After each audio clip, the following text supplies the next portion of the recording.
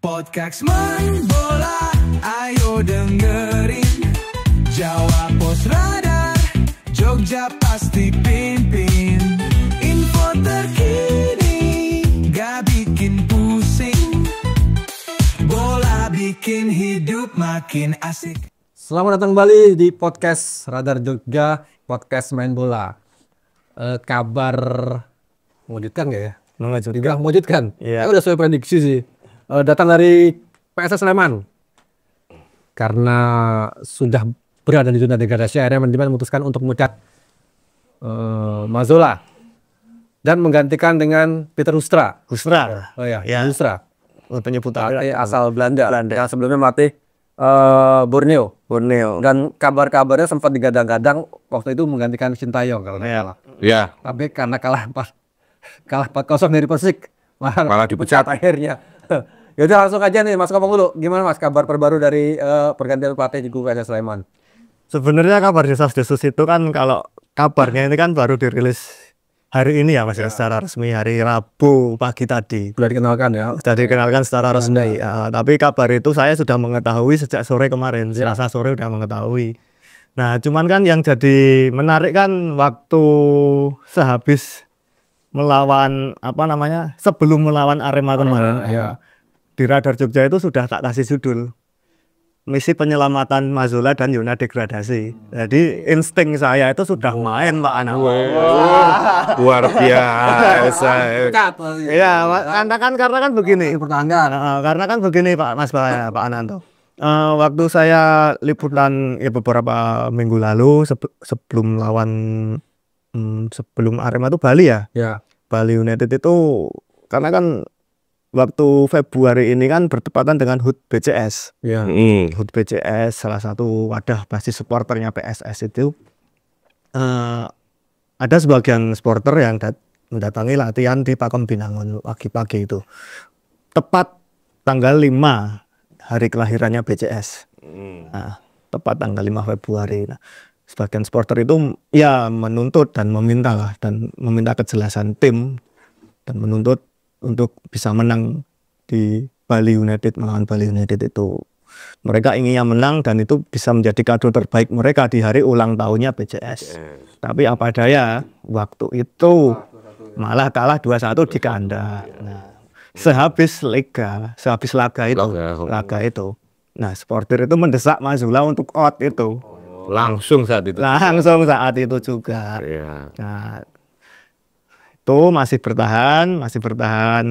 Terus kita datang ke latihan, sehabis match Bali itu kita datang ke latihan lagi, kita tanya Pak Manajer Leo itu berkata, bagaimana nasib Mazzola? Ya, saya belum tahu nasibnya, katanya seperti itu. Tapi waktu melawan Arema besok dia masih di sini. Kalau selanjutnya saya juga nggak tahu nasibnya. Berarti itu udah tanda-tanda Pak Ananto. Iya. Nah itu terus waktu preview itu saya kasih judul itu. Berarti feelingmu main. Apa 2 tahun ya Mas. Sebelum kita bahas soal Peter Hoekstra sendiri, saya mau nanya ke Pak Ananto ini. Kan kita pernah bahas ya bahwa sebelumnya saat kemenangan 3 beruntun lawan Persebaya itu kan kita sempat menguji wah taktik Mazzola oke nih kan. Daripada 99 Lopez kan. Iya. Nah, ini apa nih Pak Ananto sendiri mengevaluasi sebenarnya apa sih yang menjawab jadinya terjadinya kok taktikal Mazzola itu sempat kita puji akhirnya macet gitu. Tidak pendistribusian baik ke pemain. Ya, kita waktu itu kan membahas tentang perbedaan antara Lopez Dan Mazzola. gitu kan. Kemudian ya ada perbedaan sedikit yang berimpak akhirnya pada performa tim itu kan. Ya. Dan memang ada sedikit perubahan. Maksudnya kita sempat optimis bahwasanya ini tim akan menjadi lebih baik karena gaya bermainnya sudah mulai kelihatan. Kemudian juga pemilihan pemainnya juga awalnya itu menjanjikan, ya.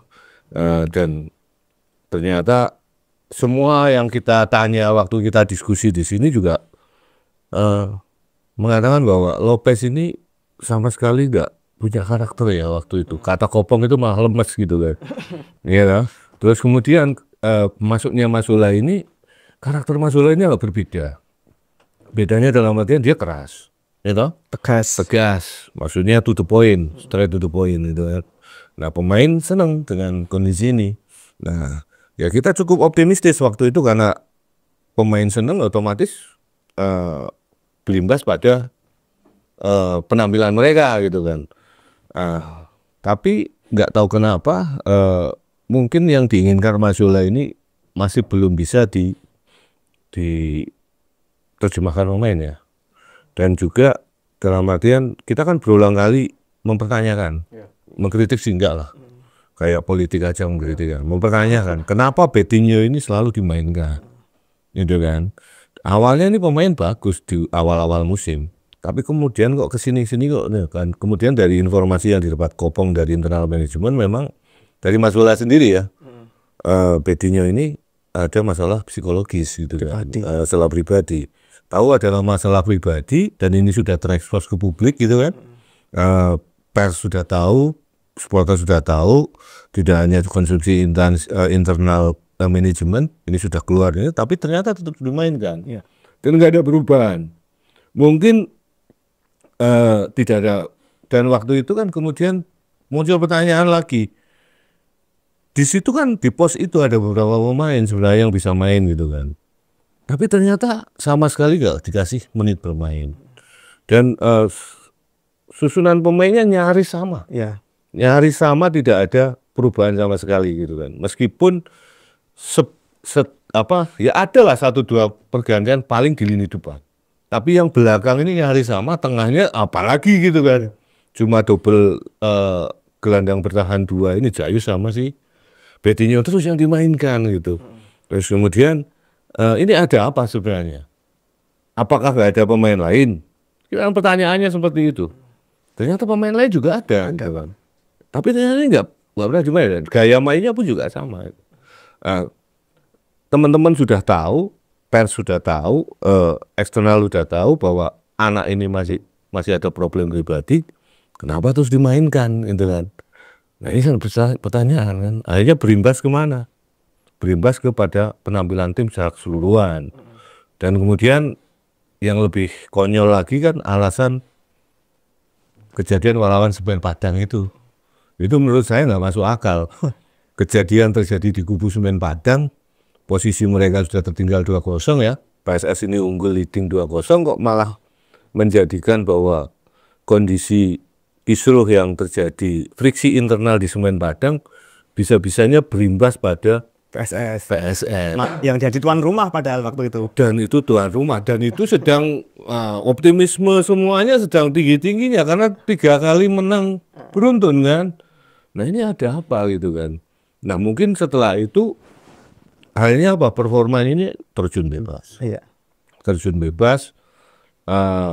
Awalnya kita optimis bahwa pelatih ini dengan karakternya yang lugas, tegas, ini bisa mengubah tim. Awalnya memang seperti itu.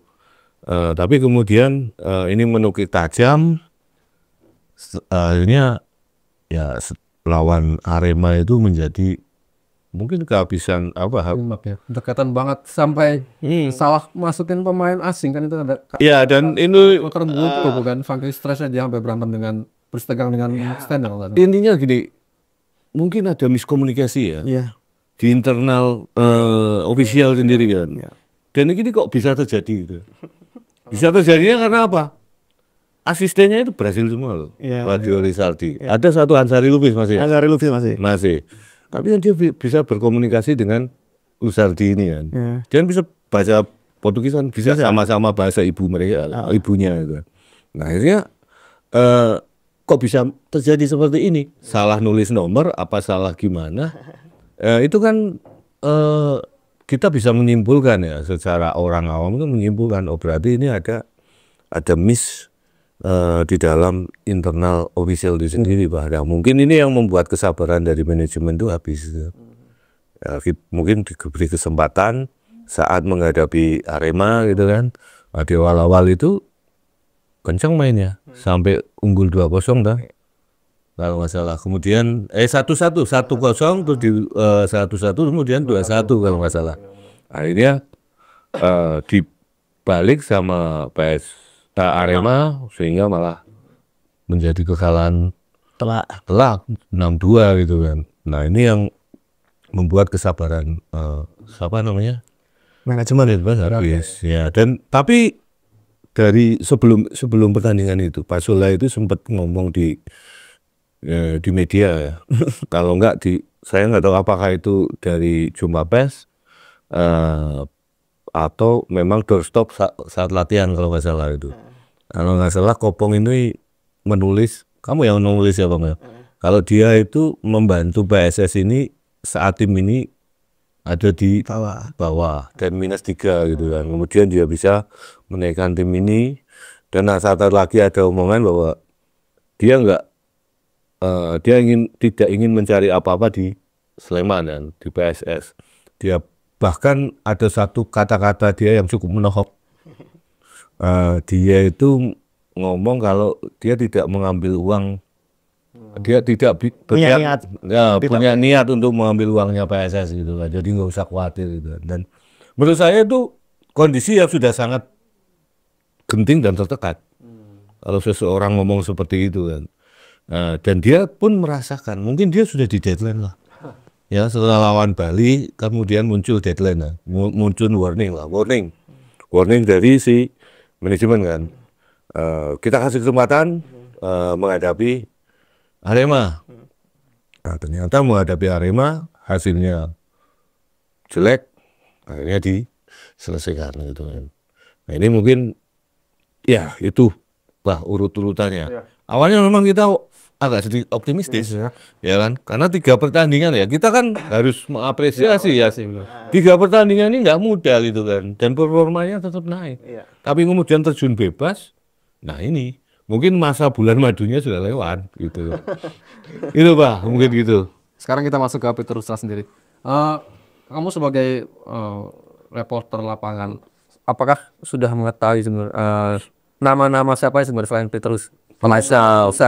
Ada nggak bursa yang selama ini disimpan oleh PSS untuk menggantikan Mazola? Sebenarnya ini kalau dari teman-teman media belum ada yang tahu. Nama yang berkembang itu siapa waktu itu? Nggak ada Pak, nggak ada informasi sama sekali. Itu kayak seperti dadaan banget, dadaan sekali. Dan Mazola pun ketika angkat koper dari PSS itu juga dadaan malam banget. Kan itu ternyata malam ya. Pengumumannya malam ya. Malam dipecah, pagi ini langsung kan Rustra ya. Itu dadaan banget, tidak ada rumor-rumor apapun. Kita tidak ada informasi apapun, tahu-tahu udah masuk Peter Rustra itu.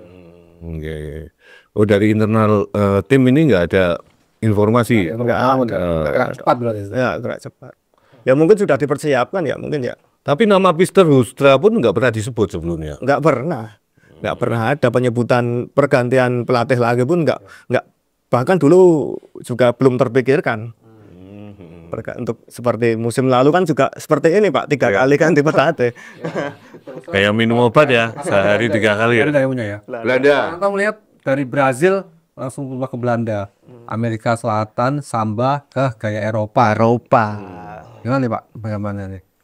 Apanya Pak? Maksudnya? Ya kayak permainan fast. Karena di sana kan masih banyak pemain-pemain Brazil. Dari Belanda.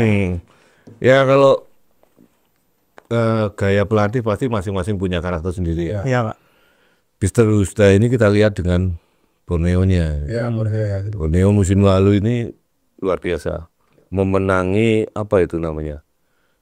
Regular series ya. Regular series ya Pak. Jadi 2023 2024 ya. Ya, mereka juara regular series dan margin poinnya itu cukup lebar. Karakter permainan Borneo juga kelihatan sekali.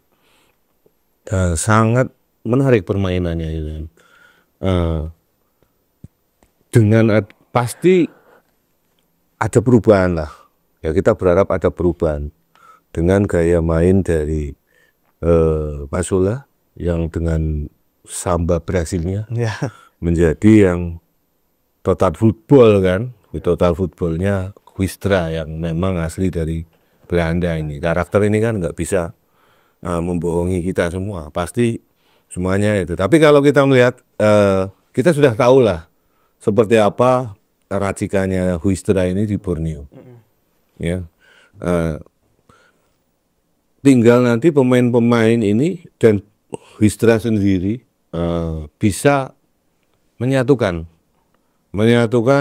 apa namanya ide-ide ya, yang dimiliki Wistra terhadap ritme permainan, gaya bermain PSS dengan pemain itu. Itu sebenarnya Pak, tinggal memadukan saja. Kalau saya pikir baik itu pemain Brasil atau pemain non Brasil atau pemain Belanda, saya pikir nggak jauh beda lah apa namanya nanti penanganannya oleh Wistra ini. Yang jelas karakter orang Belanda ini, kita bicara karakter orang Belanda ya. Orang Belanda itu karakternya ini tidak ibaratnya kalau kayak di Indonesia itu kayak orang Batak. Oh, nak ngene nak ora. Iya, jadi dia keras. Maksudnya to the point, straight to the point, tidak ditutup-tutupi. Kau berarti. Ya, kalau saya maunya ini ya ini gitu. Jadinya gitu. Jadi ini karakter ini pasti akan terbawa dalam gaya melatihnya Wistra ini. Ya, pasti dia akan seperti itu. Dia akan straight gitu. Dan dia juga lama kan membangun apa namanya Borneo nih. Iya. Tidak kemudian Borneo berubah sedemikian menjadi atraktif permainannya, kemudian menjadi menarik dan kemudian mampu meraih regular series ya. Ini butuh waktu juga di Borneo dia.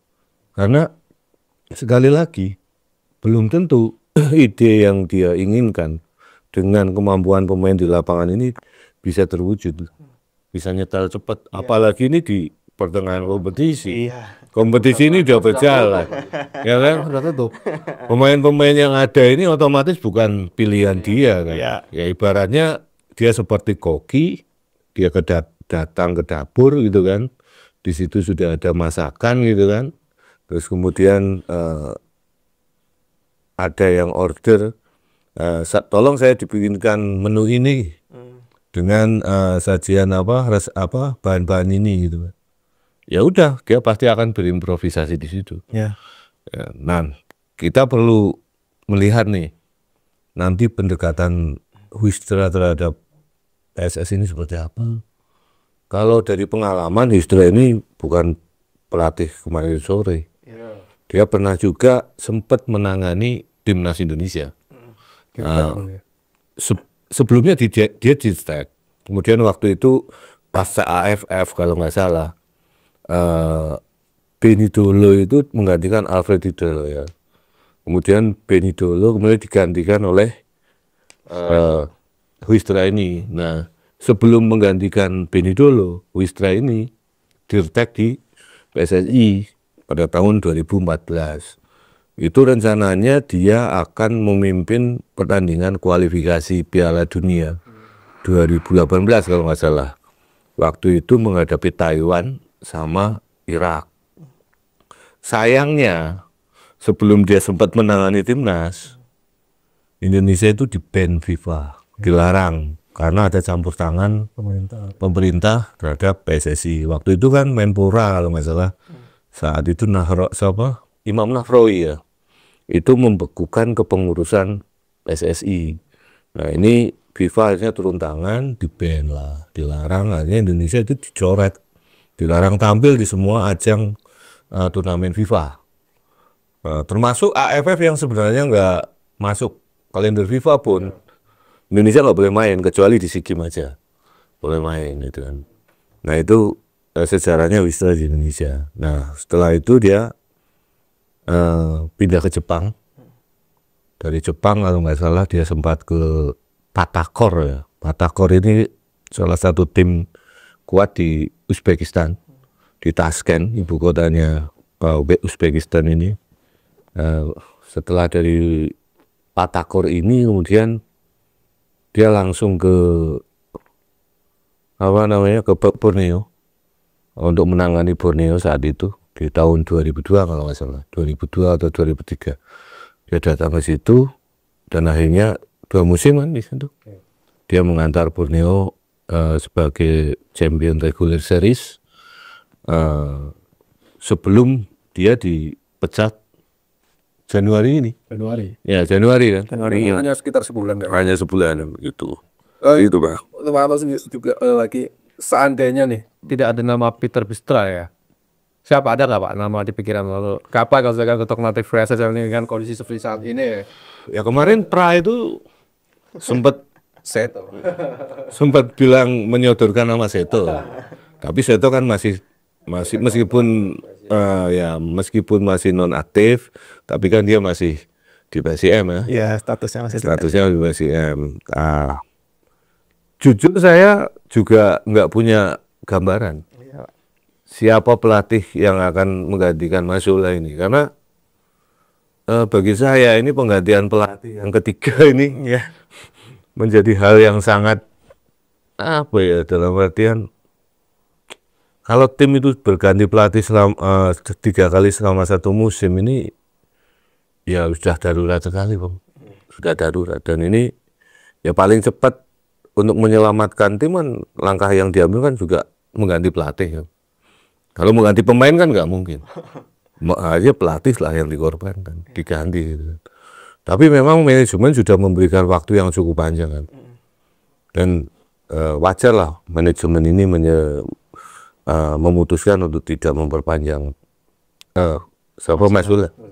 Karena dari tren cara bermain itu juga nggak berkembang. Kemudian dari pilihan pemain itu juga ya kita mempertanyakan juga, kenapa kok ini terus yang dipasang, gitu kan? Kan subjektivitas dari pelatih ini sangat besar, Ya, ya kan? benar Pak. Sangat besar sekali. Dan apakah dia nggak mau mendapat masukan dari asisten pelatihnya? Apakah dia memang keras kepala? Itu akhirnya diputuskan oleh manajemen ini harus segera diambil tindakan. Ya, akhirnya yang diambil ya itu. Tapi justru saya nggak berpikiran Peter Bistra itu masih masuk dalam PSS ini. Ya bagi saya Hustra ini salah satu pelatih di Liga Indonesia yang punya konsep dan punya skema bermain dan punya karakter bermain yang bagus ya. Maksudnya selain dia lama di Belanda gitu kan, dia karirnya juga cukup panjang. Dia 8 kali punya caps di timnas Belanda ya.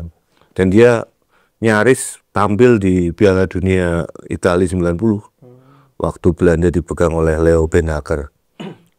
Waktu itu masih eranya Ruud Gullit, Marco van Basten, Frank Rijkaard gitu kan. Bahkan kalau nggak salah Gerald van der Broek itu juga masuk. Posisinya dia itu di sayap kiri kalau nggak salah. Kayak Arjen Robben lah, Arjen Robben. Ya gaya-gayanya seperti itu, lincah, cepat, dan dia menyukai sepak bola menyerang. Oke. Dan saya pikir ini juga pelatih yang bagus. Maksudnya bagi kita sendiri cukup ekspektasinya cukup tinggi dengan bergabungnya Wistra di PSS itu. Dalam artian dan di rekam jejaknya di Liga Indonesia ini kan sudah kelihatan kan. Ini kalau saya lihat ya semoga saja nggak salah pilih ya. PSS ini nggak salah pilih. Ini pelatihnya udah bagus. Tinggal bagaimana pemainnya beradaptasi dengan mengikuti ide dan gaya bermain dari pelatih baru ini. Ya. Oh, yang rekam jejak Peter Hustra, Mas, kan ini bukan pelatih murah ya mungkin ya, pelatih mahal mungkin. Pembayarannya mungkin mahal saya yakin. Kalau nggak sembarangan. Borneo aja kelas Borneo mau kontrak. Tergantung Pak. Borneo loh. Kalau misalkan dia dikontrak jangka pendek kan bisa. Ya, Mungkin sampai akhir musim gitu kan. Mungkin ngomong ya dari tahun ini kontraknya sementara atau apa kan. Kalau dia memang dikontrak untuk menyelamatkan PSS saja ya mungkin nilainya nggak sepantasnya untuk dia melatih panjang kan. Saya kan dia pelatih yang cukup mahal harganya. Nah, kalau memang seperti itu apakah nanti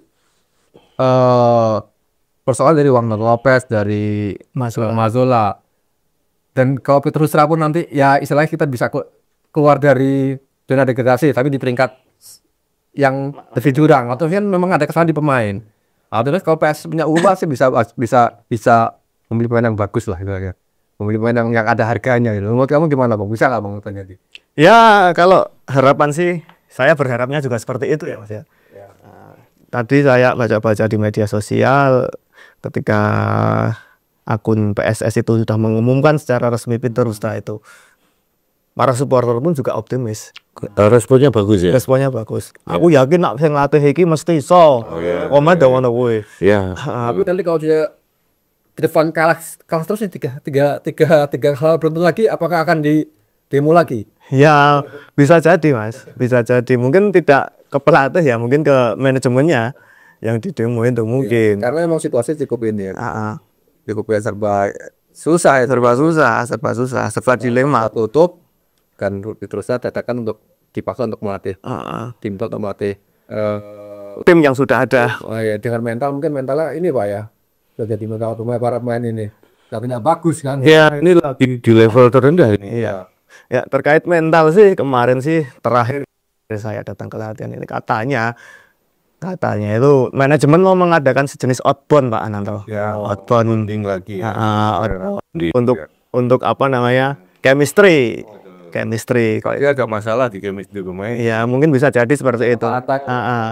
Tapi kan belum tahu jadwalnya dari kemarin-kemarin kan karena pelatih sendiri Mas Zola ini ingin fokus untuk tim, tapi malah saking fokusnya malah kalah. apakah nanti jajaran kepelatihan dirombak semua atau gimana? Nah ini belum ada infonya Mas. Nanti sore mungkin kalau waktunya ada. Ya. Udah latihan. Rabu sore ini udah latihan di Pakem. Tapi kan kemarin Mas Zola itu juga dia masuk sendiri ya. Dia nggak bawa asisten kan? Enggak Pak. Nggak bawa ya. Berarti asisten itu Masih. Tapi kemungkinan besar kalau Wistra ini biasanya kalau pelatih Eropa mereka pasti akan bawa Gerbo. Tapi tergantung dari Arne juga sih. Perjanjiannya seperti apa? Ya. Komitmennya dengan Tim. pembicaraan dengan manajemen seperti apa? kontraknya juga harus membayar fee mungkin mahal lagi. Banyak honor lah. Ya, kan ada juga begini misalnya kontrak pelatih itu full sudah dengan asistennya gitu kan. Ada yang asisten ini meskipun di bawah pelatih tapi dikontrak sendiri di luar kontrak dari pelatih gitu. Ada juga seperti itu. Nah, kalau memang nanti Hustra pengen bawa orang, otomatis kan juga ada yang harus dicoret di jajaran asisten pelatih. Iya. Dan saya yakin Hustra pasti bawa orang kok. Karena apa? Kulturnya ini nanti berbeda. Kultur antara asisten pelatih yang dari Brasil, dengan kulturnya si Hustra ini yang dari Belanda itu. Dan Hustra juga dia nggak mau setengah-setengah kan biasanya. Maksudnya jadi sekali lagi karakter orang Belanda juga dia selalu fokus kalau dia mengerjakan sesuatu ya fokus ini terus itu. Dan itu mungkin nanti juga asisten pelatihnya juga akan sedikit culture shock ya. Kalau dia tidak bisa memahami atau cepat beradaptasi dengan gayanya Wistra ini. Ini lebih tegas dibanding Mas Zola. Kalau Wistra ini. Kalau karakter orang-orang Belanda itu lebih tegas. Dia kalau memang nggak sesuai dengan karakter permainan dia, mungkin dia langsung akan ya tetap mengganti pemain atau mencadangkannya terus gitu. Dari sambar atau football. Nah, mungkin nggak cuman gaya bermain, Pak. Bahasa pun juga nanti bisa jadi. Bisa bahasa Indonesia ya? Wistra itu Kan selama. enggak, kalau orang Belanda itu mayoritas semuanya bisa bahasa Inggris. Dan saya pikir pemain asing pun pemain Brasil pun itu bisa bahasa Inggris kok. Iya. Yang sudah main di PSS ini rata-rata bisa bahasa Inggris. Dan pemain-pemain kita, jangan remehkan pemain bola kita loh ya. Rata-rata pemain yang bermain di Liga 1 itu sekarang sudah bisa berbahasa Inggris dengan lancar. Meskipun hanya percakapan. Iya, meskipun hanya percakapan aja. Karena mereka itu sekarang kan di tim itu ada banyak pemain ya. Dan rata-rata pemain ini kan dari pemain asing terutama. Pemain asing itu pasti rata-rata bisa bahasa Inggris. Ya. Nah, mereka belajar dari situ. Nah, saya pikir kalau untuk Wistra saya pikir nggak akan terlalu bermasalah dengan bahasa ya. Justru malah lebih enak gitu kan. Dan kelihatan Wistra ini kalau dengan media itu kan lebih welcome juga. Iya. Welcome itu. Bang, kira-kira ini aspek apa nih yang akan dibenahi oleh Peter Hustra pertama kali untuk menggenjot PSS agar bisa tampil baik lagi nih?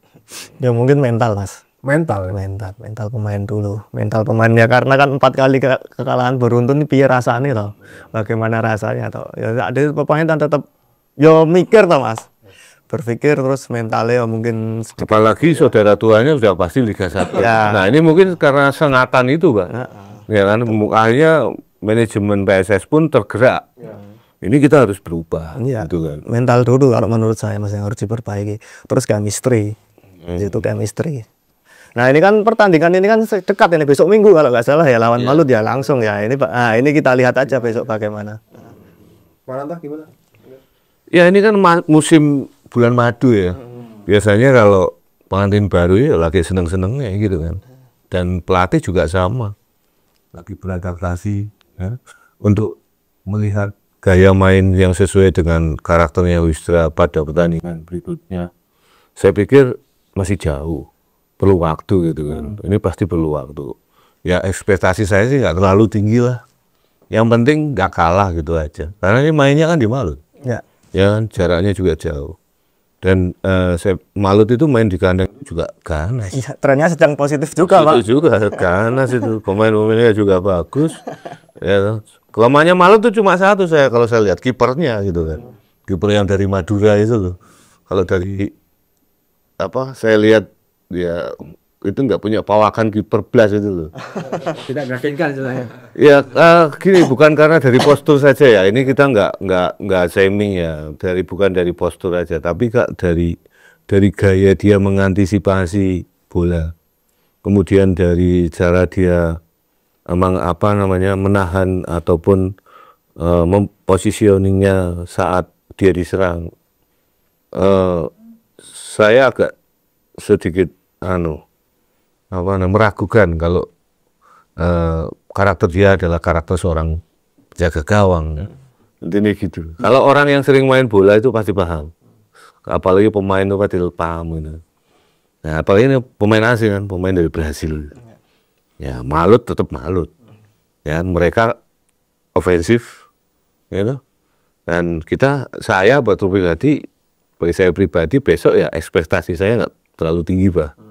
Karena ini waktunya sangat mepet.